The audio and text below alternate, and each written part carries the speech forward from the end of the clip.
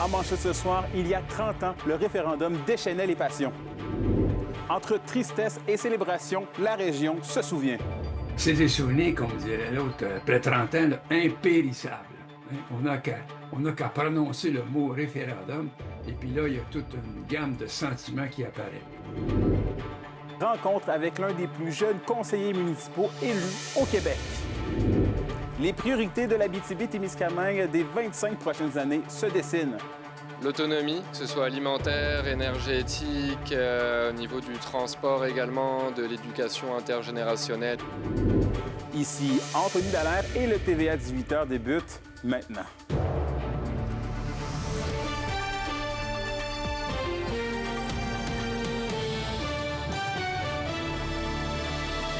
Bon début de soirée et merci d'être parmi nous. Il y a 30 ans, jour pour jour, se tenait le deuxième référendum sur l'indépendance du Québec. Certains le voient comme une célébration, d'autres comme une désolation. Ce qui est sûr, c'est que la région se souvient, comme nous le rapporte Roxane Caillouette.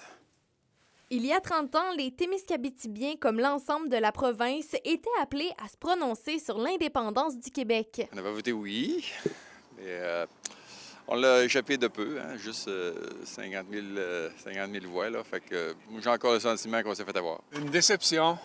On votera oui jusqu'à la fin. Les gens étaient divisés beaucoup. C'était une époque où est-ce que les gens avaient peur toujours de se séparer du Canada. C'est un beau pays, le Canada. Hein? Je me rappelle que j'ai voté oui, mais c'est tout. On se doutait pas mal que c'était pour être ça. Ça fait que il n'y a pas comme tel une certaine déception. C'est juste... c'était non. Le camp non avait remporté de justesse le référendum avec 50,58 % des votes contre 49,42 % pour le camp du oui. Pour Jean Dedenus, qui était chargé des communications pour le comité du non dans la région, il ne garde pas que des bons souvenirs de cette époque. Campagne très difficile. Difficile parce que la population était très divisée, puis les arguments n'étaient pas toujours rationnels. Le sentiment que j'ai aujourd'hui, c'est que j'étais profondément blessé à la fin du référendum. En Abitibi-Témiscamingue, ceux en faveur de l'indépendance avaient récolté la plus grande part des votes, avec un résultat de près de 56 %, alors que leurs opposants avaient obtenu un peu plus de 44 % des voix. L'ex-député péquiste de Rouyn-Noranda-Témiscamingue, Rémi Trudel, admet qu'il y a eu un certain manque dans la campagne en faveur du oui. Et je le prends personnel, je n'ai pas réussi à convaincre une portion sensible de Témiscamingue Sud, d'adhérer au projet que nous avons. Pour l'ancien député péquiste d'Abitibi-Ouest et ministre François Gendron, un troisième référendum est inévitable. Et là, c'est pas hier que le référendum a eu lieu, ça fait 30 ans. Entre-temps, la démographie a changé énormément. On a renouvelé la démographie. Dans ce temps-là, c'est un peu normal d'aller ressonder avec la réalité d'aujourd'hui. La possibilité d'un troisième référendum est bien présente alors que le Parti québécois veut en tenir un lors de son premier mandat s'il est élu l'an prochain. Roxane Caillouette, RNC Nouvelles, Rouyn-Noranda. Vos réponses à la question du jour TVA. Une présentation de la Clinique infirmière Nord-Ouest présente partout dans la région. Notre équipe peut vous recevoir pour un bilan de santé, une infection, le suivi de maladies chroniques et plus. Contactez-nous pour plus d'informations ou visitez notre site Web. Et justement, la question du jour, on vous demandait, indépendamment à vos allégeances politiques, gardez-vous de bons souvenirs de la campagne référendaire de 1995? Vous avez répondu non à 57 %. Et dans un autre ordre d'idées, le Conseil régional de développement de l'Abitibi-Témiscamingue a dévoilé les résultats de ses consultations publiques effectuées dans les derniers mois. Un reportage d'Olivier Morin. C'est à la suite d'une vaste tournée l'an dernier sous le thème de Rêvons notre région que le CRDAT a présenté son rapport. Plusieurs citoyens partenaires ont participé dans le but de faire valoir leur vision du territoire en 2050. Plusieurs points communs sont soulevés, dont le développement durable. L'autonomie, que ce soit alimentaire, énergétique, au niveau du transport également, de l'éducation intergénérationnelle, puis avec les communautés autochtones. Ça, c'est des points qui sont très rassembleurs. Également que les redevances minières et forestières restent ou reviennent en région. Pour l'organisme, il est important que ce projet soit mis de l'avant auprès des instances politiques. L'objectif primaire, c'est que ce rapport-là soit diffusé, puis également qu'on continue cette démarche. Donc on aille voir quand même l'ensemble des élus, l'ensemble des conseillers, l'ensemble des groupes, des organisations qui existent sur notre territoire. En plus de continuer à travailler et à trouver des solutions pour être en mesure d'atteindre l'objectif. En fait, on veut aller comme vers du mieux. C'est très positif. Si on se projette en 2050, c'est très, très positif. Ensuite, ça va être de savoir comment on se rend jusque-là. Donc d'établir un plan d'action, comment de 2025 à 2050, on passe d'aujourd'hui à demain en 2050. Les Carrefour Jeunesse Emploi de la région en ont également profité pour présenter les résultats d'un sondage dans le but de mettre de l'avant les enjeux qui touchent les 15-35 ans. Bien que le logement ou l'implication citoyenne soit au cœur des préoccupations, c'est la situation de la santé mentale qui retient l'attention. Il y a quelque chose de transversal là-dedans. Les jeunes vont pas bien. Les jeunes en Abitibi-Témiscamingue sont même plus anxieux que la moyenne du Québec. Et ça crée, ça a un effet sur l'ensemble des sphères de la vie, premièrement. Mais les jeunes connaissent les solutions. Ils savent qu'est-ce qu'il faut faire à l'école, notamment aborder les questions de santé psychologique, santé physique. Par ailleurs, les Carrefour Jeunesse Emploi de la région souhaitent se mobiliser avec la population dans le but d'améliorer le sort de leurs clients. Olivier Morin, RNC Nouvelles, Rwanda. À 19 ans, il est certainement l'un des plus jeunes élus de l'Abitibi-Témiscamingue et du Québec, bien qu'élu sans opposition au poste de conseiller municipal dans la localité de Duhamel-Ouest au Témiscamingue. Émeric Birbé entend prendre son rôle au sérieux. Il est avec nous en studio pour en parler. Émeric, bonsoir. Bonsoir, ça va bien, Anthony? Bon, Émeric, comment on se sent d'occuper le poste de conseiller municipal à 19 ans? Sans blague, je trouve que c'est quelque chose qui est quand même... j'ai pas encore officiellement rentré en fonction, mais de voir qu'il y a de la solidarité autour de tout ça, puis de voir qu'on a un petit peu de support, je trouve ça super intéressant de voir qu'on est des petits milieux ici au Témiscamingue, en Abitibi aussi. Fait que je trouve que c'est une bonne chose, tout ce qui est l'amalgame autour de ça, de voir qu'on a de la solidarité, puis c'est... un petit pas dans de la politique active qui serait de la politique municipale. À 19 ans, tes parents sont pas trop stressés, là? Oui, puis non, malgré tout, c'est un parc. De la politique municipale, c'est pas nécessairement la politique qu'on se dit. Fait qu'ils sont pas nécessairement stressés, mais malgré tout, il faut faire attention parce que tu peux pas faire nécessairement de scandale, mais à l'inverse, tout le monde se connaît, fait que faut que tu fasses attention parce que c'est l'ami d'un ami d'un ami. Fait que c'est différent, le stress est là, mais c'est beaucoup plus relax. Mais blague à part, pourquoi un jeune homme de 19 ans voudrait s'impliquer et devenir conseiller municipal comme tu l'as fait là? Bien, moi, personnellement, pour ma part, j'aspire à faire de la politique active par la suite dans mon parcours professionnel. Donc, moi, personnellement, je trouve que faire de la politique municipale à mon jeune âge comme ça, c'est un premier pas dans ce qui serait un plus grand projet. Puis c'est super positif parce qu'on le sait tous, que la politique municipale est beaucoup, on va dire, c'est surtout des personnes plus âgées, mais ces personnes âgées-là ont plus d'expérience. Puis en tant que jeune, pour moi, c'est super positif d'aller acquérir toutes ces petites affaires-là à la place de juste se dire je vais aller à l'université, faire d'autres, apprendre la connaissance, mais de le vivre sur le terrain, à mes yeux, je trouve ça super positif de... Mais justement, tu n'as pas peur peut-être de te faire prendre de haut par ces personnes-là qui ont de l'expérience. Je veux pas, tu commences à peine à vivre ta vie d'adulte, tu es encore au cégep, évidemment. Tu n'as pas nécessairement un grand bagage d'expérience, qu'elle soit politique ou autre. Tu n'as pas peur de te faire prendre de haut. Je veux dire, c'est la cour des grands maintenant, là. En effet, c'est quelque chose qui, malgré tout, c'est un petit stress, mais je pense qu'il faut que je prenne à mon avantage, que chaque chose que je vais porter de l'avant, comme projet, comme argumentaire, je dois le bonifier pour être capable de contrer cette... vision-là, pas de négatif, mais plus que le monde a un pas de recul en disant c'est un jeune, il n'a pas la même vision, puis aussi c'est un jeune, il veut beaucoup changer les choses, il y a une nouvelle vision. Fait, je pense qu'à l'inverse, c'est quelque chose de positif parce que il faut que si je ramène un point, un plan, quelque chose qui devrait bonifier pour la municipalité, ça va être quelque chose que je devais travailler davantage pour être capable de le faire accepter, puis c'est un meilleur défi. Et justement, c'est quoi selon toi peut-être les priorités pour Duhamel-Ouest, puis comment tu veux les mettre en place, là, justement, ces idées-là? Bien, je suis content que tu m'amènes sur cette question-là, parce que moi, personnellement, je trouve que la municipalité, elle en fait déjà, mais elle devrait en faire davantage, parce qu'on a une richesse, nous, au Témiscamingue, malgré tout, il y a des municipalités avec peu de ressources réussissent à faire des choses merveilleuses, que ce soit de l'événementiel, du tourisme, ou juste des services directs à leur population, puis des choses comme ça, je trouve qu'on devrait s'inspirer, nous, à Duhamel-Ouest, pour être capable de faire des choses vraiment, des services directs à notre population qui seraient vraiment... Ça bonifie, mettons, vraiment tout ce qui est la vie dans notre municipalité. Parce qu'on parle beaucoup de Ville-Marie, mais Duhamel-Ouest a, selon toi, ce qu'il faut pour être un pôle culturel ou être un pôle vivant là, au Témiscamingue, c'est ça? Oui, tout à fait. Je crois qu'actuellement, on ne prend pas la place qu'on devrait la prendre, comme en ce moment. On a peu d'événements, il y a peu de choses qui se passent sur le sol de Duhamel-Ouest. Puis, tout au contraire, on aurait tout à gagner à essayer de pousser à ce niveau-là. Il y aurait plein de choses. On a un grand territoire malgré tout. On a des ressources financières qui pourraient permettre plusieurs activités qui seraient positives pour notre population. Parfait. Et en une phrase, qu'est-ce qu'on te souhaite pour les 4 prochaines années, Émeric?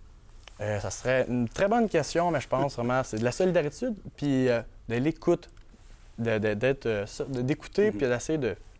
Moi, je suis super ouvert, je suis jeune, c'est le temps de... S'il y a des petites choses, je suis super à l'écoute, les faire venir jusqu'à l'oreille, puis ça serait parfait. Parfait. Émeric Bérubé, je rappelle que tu es nouvellement conseiller municipal pour le village de Duhamel-Ouest au Témiscamingue. Merci beaucoup de ton passage et bonne chance pour les 4 prochaines années. Merci. Et du côté de Val-d'Or maintenant, le candidat à la mairie, Serge Allard, a précisé ce matin sa vision économique pour la ville. Il mise entre autres sur l'industrie minière. Zachary Desrosiers nous résume. Le candidat à la mairie de Val-d'Or, Serge Allard, profite de la fin de la campagne électorale pour présenter sa vision économique. On avait beaucoup d'entrepreneurs aujourd'hui. Bien, les gens le savent, étant monsieur économique, les entrepreneurs me supportent depuis le début. Pas juste les entrepreneurs, l'ensemble de la population aussi. Et ils étaient présents aujourd'hui.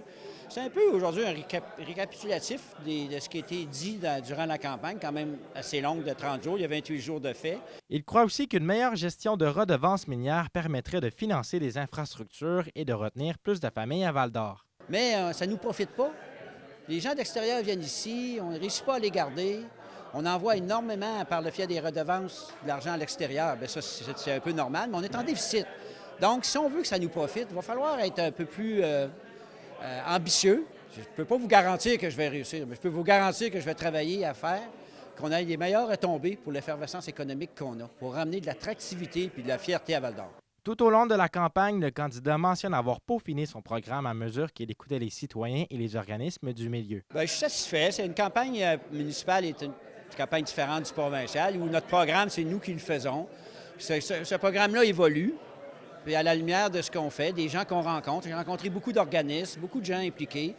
Puis ça fait évoluer notre opinion aussi. Des fois, on a des idées préconçues de certaines choses. Donc, le programme a évolué. J'ai écouté les gens. J'ai essayé d'apporter des solutions les plus concrètes possibles. Il déplore toutefois le peu de temps accordé pour développer ses idées en profondeur pendant les débats publics. Ce que je trouve dur en campagne, c'est souvent on a des périodes de temps, des périodes de réponse très courtes. Des débats à 1 minute de réponse, 1 minute et demie de réponse, tout le temps chronométré, ça devient tellement difficile.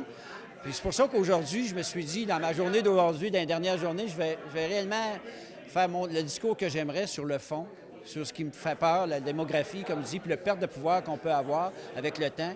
Reste à voir si les propositions de Serge Allard lui profiteront lors du scrutin dimanche, alors qu'à Val-d'Or, c'est plus de 3000 électeurs qui ont déjà voté par anticipation. Zachary Desrosiers, RNC Nouvelles, à Val-d'Or.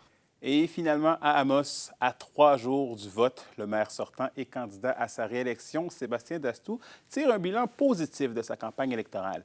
Il souligne avoir rencontré plusieurs citoyens sur le terrain et avoir pris le temps d'écouter leurs préoccupations et leurs idées. Parmi les dossiers prioritaires, Sébastien Dastou, qui est à la tête de la ville depuis maintenant 10 ans, dit vouloir s'attaquer à la pénurie de logements et le manque de places en garderie.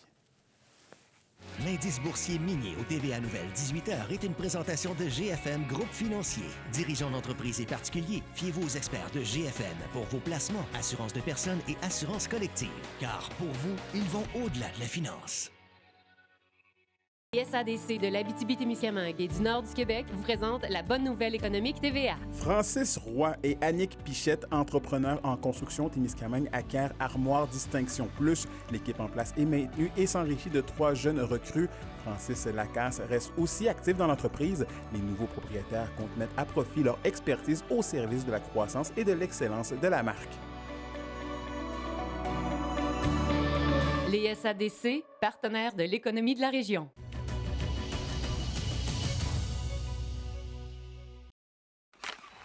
Tu veux faire ça? Ça? Ça? Entraîne-toi! Location MSN de Val-d'Or. Fier partenaire des Foreurs de Val-d'Or depuis 20 ans et fier commanditaire de la chronique culturelle.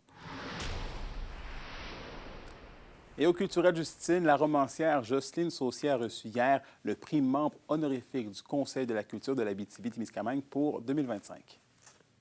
Et oui, Anthony, un grand honneur pour Jocelyne Saucier, cette écrivaine qui continue de marquer le monde de la littérature de l'Abitibi-Témiscamingue.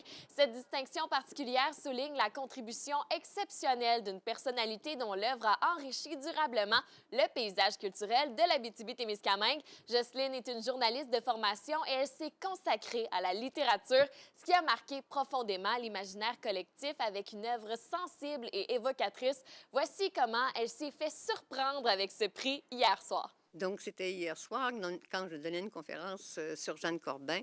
Et puis, j'ai vu s'approcher Maud Guy qui annonçait qu'il nommerait un membre-vie. Et j'attendais qu'on nomme cette personne-là dans l'Assemblée. Et à ma grande surprise, c'était moi. C'est une grande émotion parce que, bon, le Conseil de la culture, je crois, moi, aux outils que se donne une communauté pour se développer.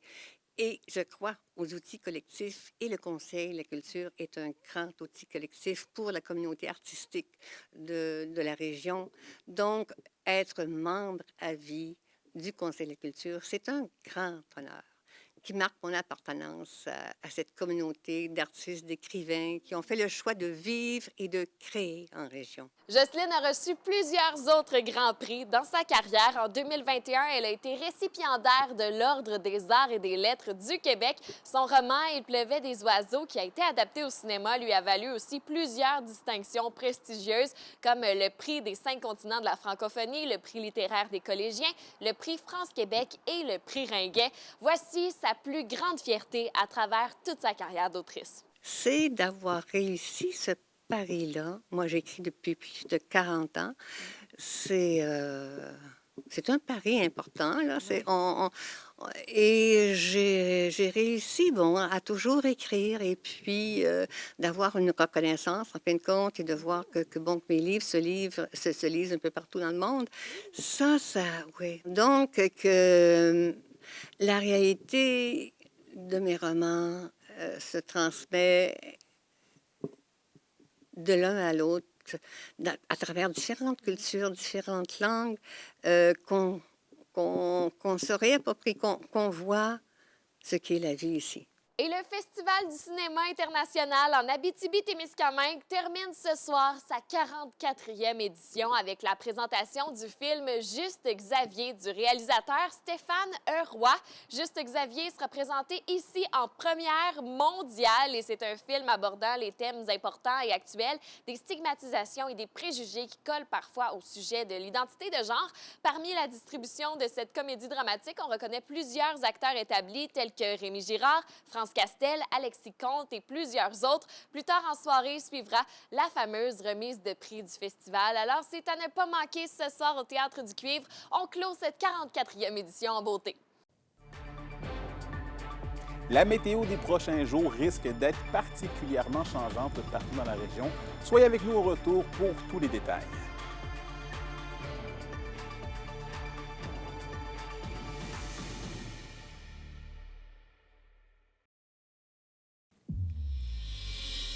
Et au sport, c'est un rêve d'enfant qui se réalisera pour les 15 joueurs des citadelles M13 2B de Rouyn-Noranda. Ils ont reçu la confirmation qu'ils prendront part au prochain tournoi international Pee-Wee de Québec qui se tiendra en février 2026. L'événement regroupera au Centre Vidéotron les meilleures équipes de hockey mineur au monde. Rappelons qu'au fil des années, de grands noms de la LNH ont fait partie des alignements des différentes équipes du tournoi, notamment Wayne Gretzky, Mario Lemieux et Guy Lafleur. Et de la région, le Rouyn-Norandien Dale Talon, les deux Amossois Yves Bergeron et Pierre Larouche ont également participé au tournoi Pee-Wee et ont eu des carrières professionnelles dans la LNH. Pour une nouvelle importante à nous communiquer, contactez-nous, nouvelles au pluriel, @rncmedia.ca, par téléphone au 1-866-463-4636 et notre site web tvaabitibi.ca.